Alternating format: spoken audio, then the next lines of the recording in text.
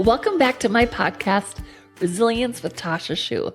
This is episode 4 in my story series titled ICU Life on the Edge, Part 2, The Crash. I am so grateful you are here. If you listened to episode 3, you know that I had just been told that I would never walk again. The doctors were preparing me for surgery that would fuse together my 4th through 6th vertebrae and at best leave me a C5 quadriplegic. Now, if you have not yet subscribed to this podcast, I would love for you to do that now so you never miss an episode. And if this podcast has encouraged you in any way, would you consider sharing it with a friend?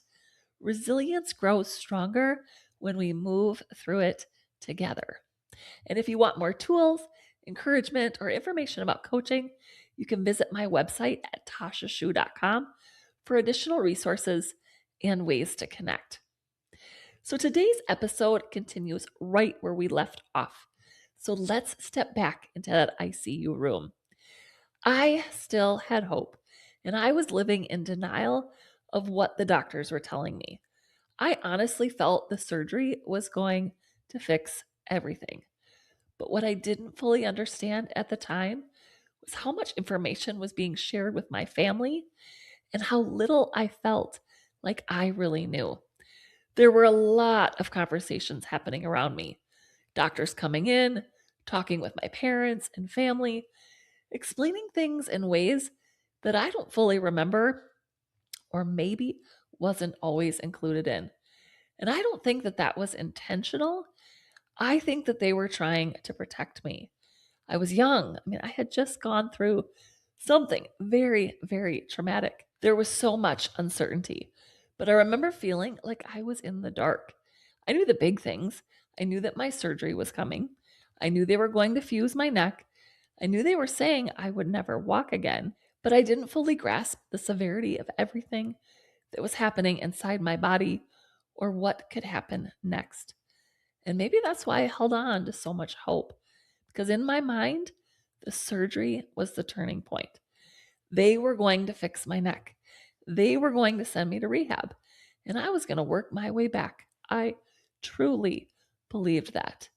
I still thought I was invincible. I remember them telling me that there was a gym on the rehabilitation unit. And in my mind, I pictured a full weight room. I pictured lifting weights, getting stronger every day, and going back to school so buff and fit for all of my classmates. That's honestly what I thought this was all going to look like. And I was actually pretty excited to start rehab, but the surgery was first. I needed to focus on that. So they began prepping me for surgery. And before the surgery, they gave me a choice. They told me that if I wanted one incision on the back of my neck, that I would need a halo to stabilize my neck after the surgery. But if I wanted a collar, it would require 2 incisions, one in the front and one in the front of my neck and another one in the back of my neck. I did not want to have a halo.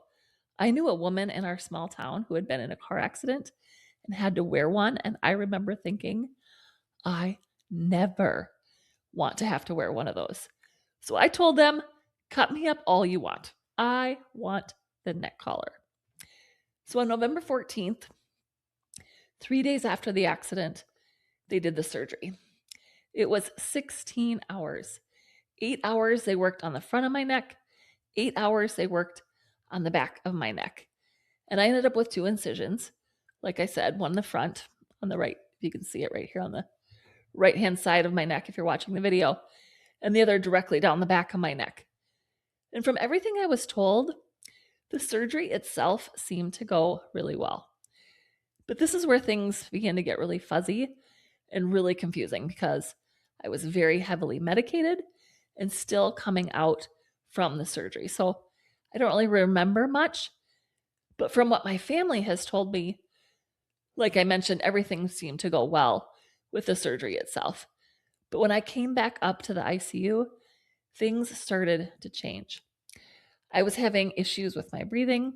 After they took the intubation tube out from the surgery, I was having a really hard time breathing on my own. My stats were pretty low, and there were concerns about what was happening.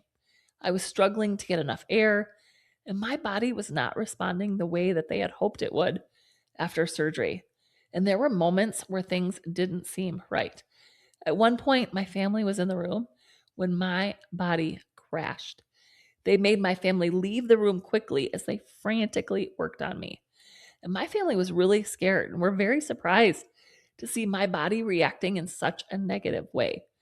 And there was a lot of urgency, a lot of movement, a lot of people coming in and out quickly. But thankfully, they were able to stabilize me and everything seemed to be okay again. But that would not last for long. Now, I want to say here that this is from my memory and from stories that have been told to me. So I may not get every single medical detail perfectly accurate. And if you want a more precise timeline and more documented details, please check out my books. But this is what I'm sharing to the best of my ability, recollection, and what has been told to me over the years.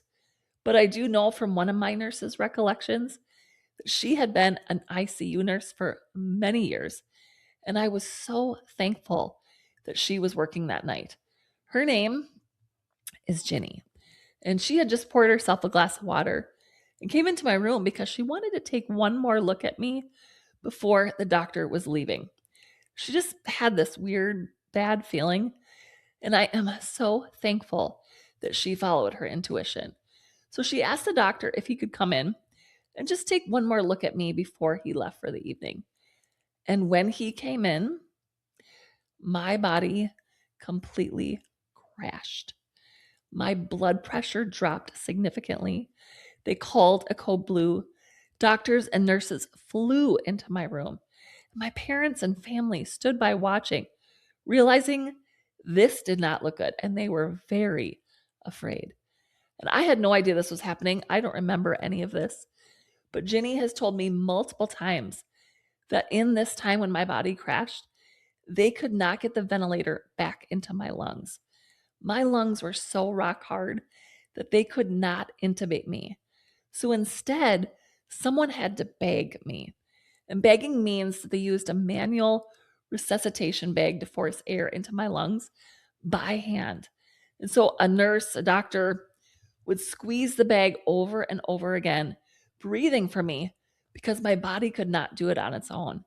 And this didn't just last for a few minutes. They had to do this for over 2.5 hours. So for 2.5 hours, someone stood there manually breathing for me, trying to keep me alive. And Ginny never got back to that glass of water. When she left that night at 11:30, that glass of water had not been touched. And when she went out to the nurse's station after all of this had happened, the reports that had come out of the printer from all of the doctor's notes, orders, prescriptions had taken up and covered the entire floor. She said she had never seen that in all her years of nursing. But it didn't take long after that for the doctors to come out and talk to my family. And what they told them was very serious, but also very uncertain. They told my family that they weren't sure what had happened, but that my body had crashed and something was very, very, very, very wrong. And at first, they were trying to figure out what could have caused this. I mean, they thought it might be a blockage in my intestines or that maybe I had a pulmonary embolism. And they knew that something was not right inside my body. They just didn't know what it was yet. And they needed to do, really, in order to find out what was wrong, they needed to do a CT scan to get answers. But I was too fragile to be moved. My body was in such a critical state that even trying to transport me for imaging was incredibly risky. So they decided to wait. Honestly, I don't think they thought I would survive very long. It was that dire. And over the next couple of days, there was a lot of watching, a lot of waiting, and a lot of uncertainty. And every time the doctors would come in, they were trying to assess what was happening, trying to piece together what was going wrong inside my body. But they still did not have answers. And let me tell you, I had so many amazing doctors. Many doctors dedicating their time and their energy to help and try to save my life. And each one of them brought so much wisdom and so much knowledge to the table. But there was one doctor who refused to give up on me, Dr. Harrison. He stayed with me for hours. He went home, took a shower, ate breakfast, and came right back. I've been told that he has spent upwards of 15 hours with me, trying to do everything he could to figure out what was happening and trying to keep me alive. Now, he knew pneumonia was ravaging my body. They knew that, but that did not explain the other symptoms and why my body was continuing to deteriorate. But finally, when I kept living, when my body didn't give out the way that they thought it would, they made the decision finally, to do the CT scan to try to figure out what was actually happening. But even that decision came with great risk. They truly believed that moving me could be the thing that my body wouldn't survive. They had not moved me. They had not fed me. They had not rotated me. I was that fragile. My fever was 108 degrees. Imagine that, 108 degrees. And my heart rate was double, sometimes even triple what it should have been. My body was working so hard just to stay alive. And so when they finally did the CT scan, they got their answer. They sent me down. Everybody prayed like crazy. And when I came up, they knew what was wrong. I survived it, thankfully, but they found out I had developed septic shock. Septic shock is a life-threatening condition where an infection enters the bloodstream and spreads through the entire body. It causes your blood pressure to drop dangerously low, your organs to begin shutting down, and your body to go into a state of overwhelming inflammation. It is one of the most severe medical emergencies a person can experience, and many people do not survive it. In my case, the infection likely started as pneumonia from the food that I had aspirated in the helicopter. And somehow that infection spread into my bloodstream. And so when they found out it was a septic shock, they immediately started me on multiple antibiotics. And this is when everything shifted. This is when the doctors really were concerned that I was not going to live. They knew it was dire before, but now that they knew what was wrong, the doctors gave me a 0% chance of surviving. They told my family my body would begin to shut down, my organs would quit, and that I would die. And they told my family that they needed to say goodbye. But thankfully, my family refused. They would not say goodbye. Instead, they told me to fight. They told me to not give up. And even though I never heard those words, they were speaking them over me. My family was praying. I mean, they had put me on every single church prayer chain known to man. And within hours, there were thousands of people praying for me because this had become a battle that only prayer could help. Because in the natural, I had no chance of surviving. And during those 8 days, from the time my body had crashed to the time I woke up, I was induced into a coma to let my body rest. My body was under such extreme conditions. My fever, my heart rate, the infection spreading throughout my body, that there was really nothing more they could do in that moment medically except try to support me and let my body rest. And the coma was not just something they chose lightly. It was necessary. It was the only option they had in hopes that my body could settle down, that the infection could begin to respond to the antibiotics, and that I could somehow stabilize. Now, I had no idea that any of this was happening. I had no idea that my life was hanging in the balance. I had no idea that the doctors were telling my family that I wasn't going to live. And I had no idea how serious everything had become. Because during that time, I was dreaming. I was dreaming dreams that were very real. And I remember dreaming about Serena and I. If you remember, Serena was my friend that was in the car accident 3 days before my accident. And in my dream, I was in the basement of a house and Serena was in the attic, or vice versa. I don't remember exactly which one was which, but what I do remember is that between us was a spiral staircase. And there was this very pale woman with long, straggly black hair. And she would not let us get to each other. And we were trying to get to each other, but we couldn't. And no matter what we did, we couldn't reach each other. And it was very scary, very vivid. And at the time, I didn't understand what it meant. Now, 8 days after my body crashed, I woke up. And when I woke up, I was very confused. I had no idea that it was 8 days later. They were telling me that the next day was Thanksgiving, and I thought to myself, wow, time really flies when you're in the hospital. How is tomorrow already Thanksgiving? But everyone kept telling me how grateful they were that I was alive. And I remember my neurosurgeon sitting on the edge of my bed, crying, like sobbing, telling me what a miracle it was that I was alive, that I shouldn't be here, that I was a fighter, and there was no medical reason for me being here. But I didn't understand. I mean, I was still on so many drugs. My fever was still very high, and I was on a ventilator, so I couldn't talk. I couldn't mouth words. I had no way to communicate the way that I normally would. And so I actually was using what they call an alphabet board. And it was this board that had the whole alphabet and numbers on it, I think. And I would blink my left eye for yes and my right eye for no. And I would slowly spell out words, one letter at a time. It was so exhausting. It was so frustrating. But it was the only way I could communicate. And everyone kept telling me how fortunate I was to be alive. And I kept thinking, well, yeah, I mean, I could have landed on my face when I fell. I could have died in the accident. But I didn't realize what they were talking about. But they kept talking about this and kept talking about this. And finally, one day, I just spelled out on the alphabet board to my sister, was I sick?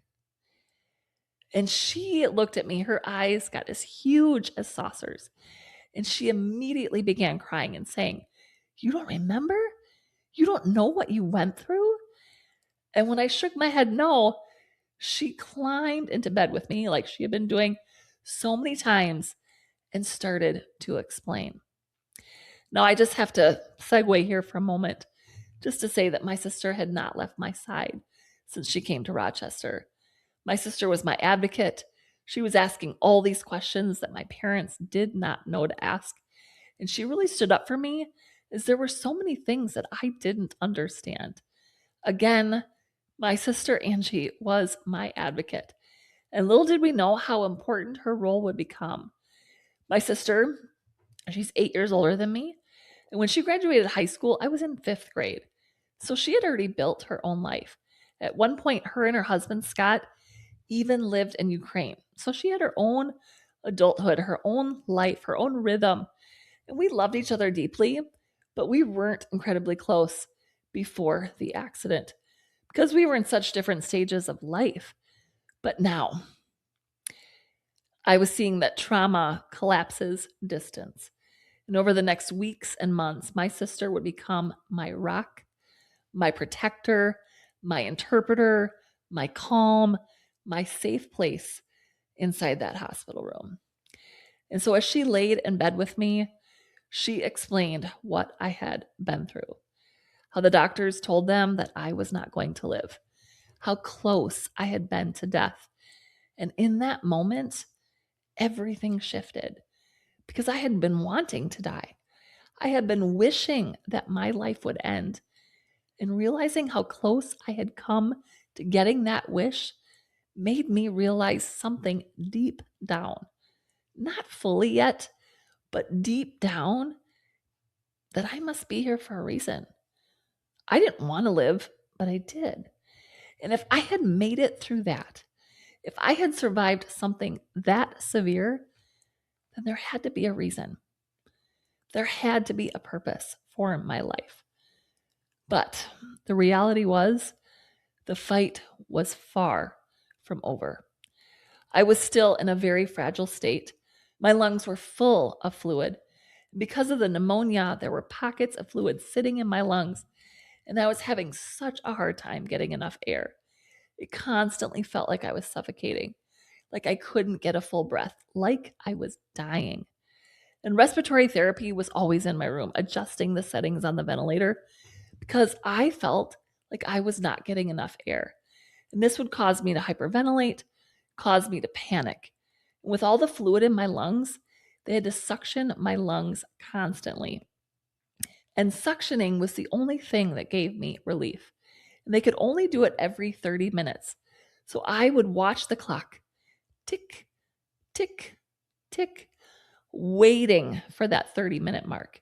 Because when they suctioned me, I would get maybe 5, maybe 10 minutes where I could actually breathe a little easier. And then my lungs would fill back up again. And I would go right back to the feeling like I was suffocating. Tick, tick, tick. Honestly, it was one of the most awful feelings I've ever experienced.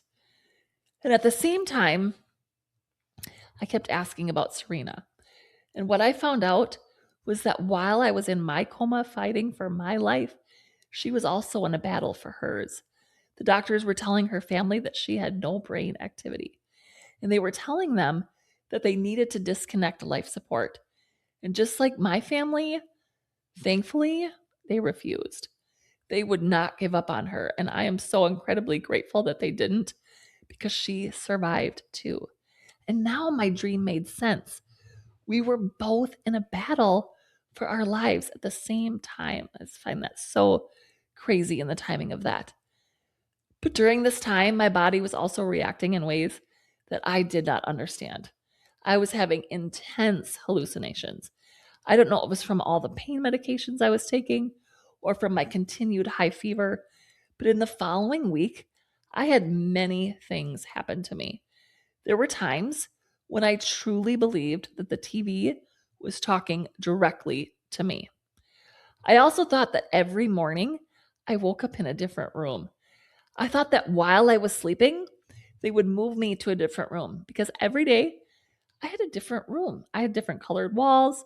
Some were like wood paneled, some were painted. Every morning I woke up with different color walls, whether it was different paint, different styles of walls. And at times, I even had a fireplace in my hospital room. It's crazy. I mean, I'm amazed what the mind can create what isn't reality. And I had multiple times where I thought my nurses were being mean to me and were ignoring me when I was calling out for help, which was not true because all of my nurses were amazing. But I had times where I thought I was laying on a metal tray instead of a hospital bed. Just crazy things that my mind was creating. And I also remember hallucinating that my room was really dirty. And in my mind, that dirt was taking up the air in the room.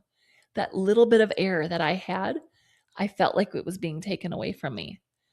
I also had a hallucination that I had a human sized blood pressure cuff wrapped around my entire body and it was squeezing me tight, so tight that I couldn't get enough air. I constantly felt like I was dying, and now I was afraid of it. Before, I had wanted my life to end, but after coming that close to death, I was terrified. I was afraid to go to sleep at night because I didn't know if I would wake up. I would only sleep during the day because I felt people were awake. It would know if something happened. If I crashed, they'd be aware of it. So, in order to sleep at night, people stayed with me. Friends and family took nights off of sleep so that I could be comforted throughout the night, so that I could rest, which was so crucial for my recovery and my healing, so that I wouldn't be alone, so that if something happened, someone would be there. Now, as I continued to fight through all of this, the doctors began telling me that they needed to take out the ventilator because the longer it stayed in, which this was in my mouth, the longer it stayed in, the more risk there was for infection. And trust me, the last thing I needed was more infection. So they told me that they needed to do a tracheotomy.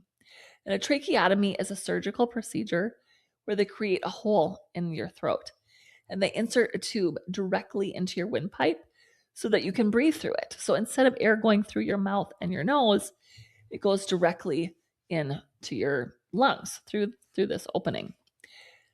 And my family, oh goodness, my family kept telling me, oh, this was going to be a good thing. Now the tube will be out of your mouth. So Tasha, you're going to be able to mouth words. They're telling me this is going to be a good thing. You want this. And I still couldn't talk, but they were saying that I could mouth things with my mouth, use words with my mouth. They just kept trying to assure me that this was going to help, but I didn't want another surgery. I didn't want anything else done to my body. And after the surgery, I was so mad. It hurt so bad. My neck burned. And now I had a hole in my throat. But eventually, my family was right. The tracheotomy surgery would pay off because within a week or two, I was able to come off the ventilator. And that was a huge victory because it meant I was stable enough. I was stable enough to begin moving on to the next phase. And it also meant I could finally talk. I still had the tracheotomy, but I was off the ventilator. And I would still need to be suctioned, but I was breathing on my own. And after everything I had been through, I could finally use my voice again. And I had so much to say. This was the first time that I could finally explain. I could explain the hallucinations that I had been having. I mean, my family thought I was crazy when I was trying to explain things like having a human-sized blood pressure cup wrapped around me, or that the room was dirty and taking the air away from me by trying to spell it out on the alphabet board. But now I could finally explain what I had been experiencing, that I wasn't losing my mind, but I was talking too much. So much, sharing so much, and the doctors actually threatened to put the ventilator back in if I didn't stop talking. It's kind of a funny moment. I'd always been a talker, but I had so much to say. But it was a funny moment in the middle of such a challenging time.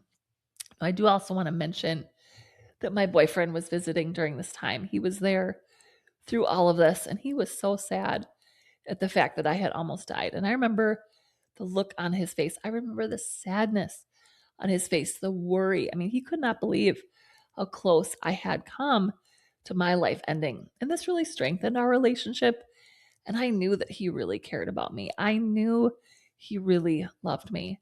And I had so many of my friends that were visiting too. Crazy story. One friend actually walked into my room, saw all the machines and all the beeping, and my sister could see her standing there getting whiter and whiter as the seconds went on. And thankfully, my sister caught her because she was wearing bib overalls. So my sister just grabbed her by the straps as she went down. She passed out from how overwhelming this scene was. I thought, man, do I look that bad? It's pretty crazy. But I did have such an incredible support system. People visiting me, sitting with me, talking to me. I mean, the waiting rooms were always full with my friends and family and loved ones. And those visitors meant so much to me. I mean, it made the time go by faster because usually I was focusing on the clock for when I needed to get suctioned again. And I was so grateful for every single one of them because, again, made the time go by faster, made me take my mind off of the pain and take my mind off of really the struggles that I was having with breathing. And so as I started to improve more and more each day, my doctors continued talking about moving me to the rehabilitation unit. And shortly after I came out of the coma, occupational therapy and physical therapy had started visiting me. They started stretching my legs, stretching my arms, massaging my shoulders because they were so tense from all the stress and all the anxiety. And in those 8 days that I had been sick, I had lost 50 pounds, 50. I was just skin and bone, and I could barely move anything with the little movement that I still had with my injury. And so I couldn't wait to move to the rehabilitation unit. I thought rehab was going to have me walking and gaining back all of my strength. Little did I know, the hardest months were still yet to come. The next episode is titled Small Town Dreams, Big Lessons. We're going to go back to my childhood.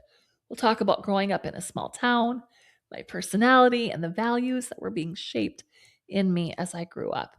The role of family, community, and faith in my early life, who I was becoming before the accident, and why that foundation mattered more than I ever could imagine later.